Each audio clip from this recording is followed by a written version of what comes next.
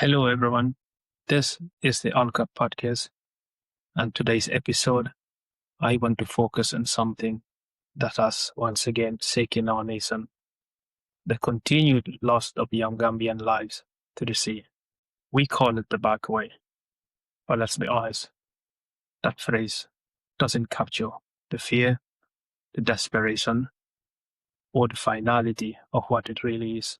So, in recent days, the president addressed the nation on this issue.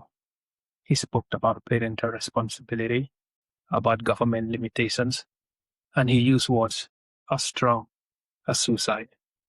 So today, I want us to step back, not to shout, not to blame, but to think, reflect, and ask the uncomfortable questions together.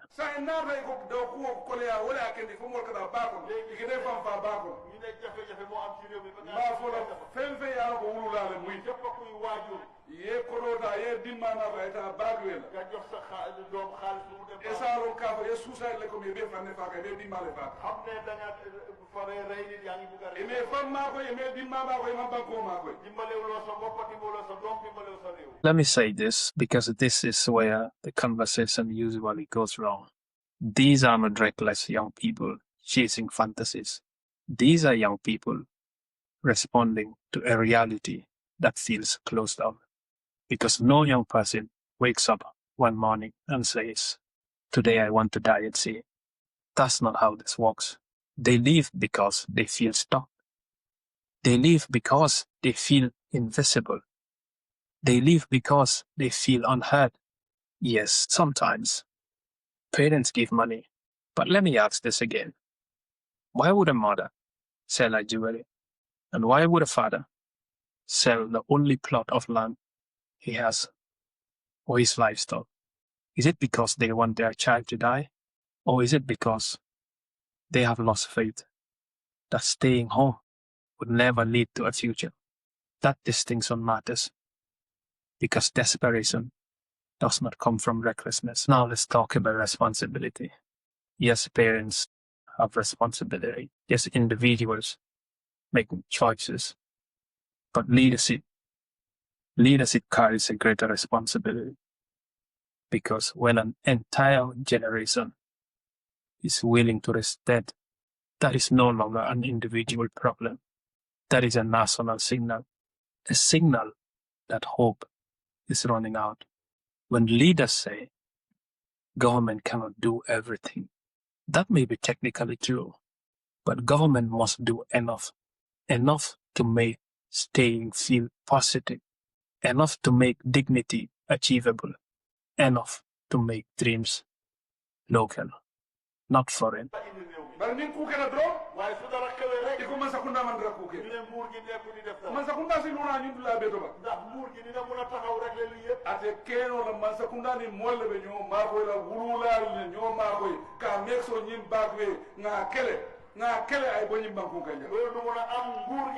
Listen carefully to that framing.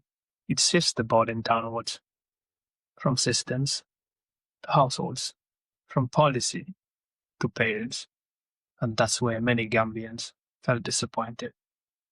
Because people were not looking for excuses. We were looking for leadership. What many Gambians were hoping to hear was not to blame.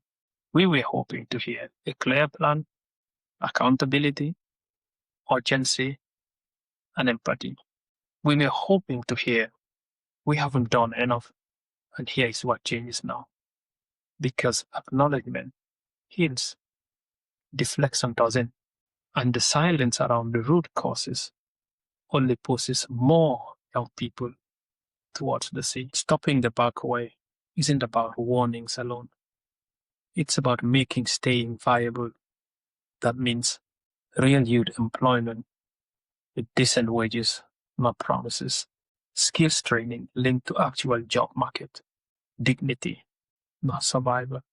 Access to funding without political connection. And a future that feels reachable without a passport. Until then, the sea will continue to whisper false promises to our youth. Gambians are not short of talent. We are not short of discipline. We are not short of ambition. What we are short of are systems that believe in its people. Hope does not disappear on its own. It is pushed out, and it can be rebuilt if we choose honesty over denial and solutions over blame. To the parents listening, your pain is real. You are not careless. You are not heartless. Your parents caught between poverty and prayer, and that truth deserves to be said out loud. Let me end with this.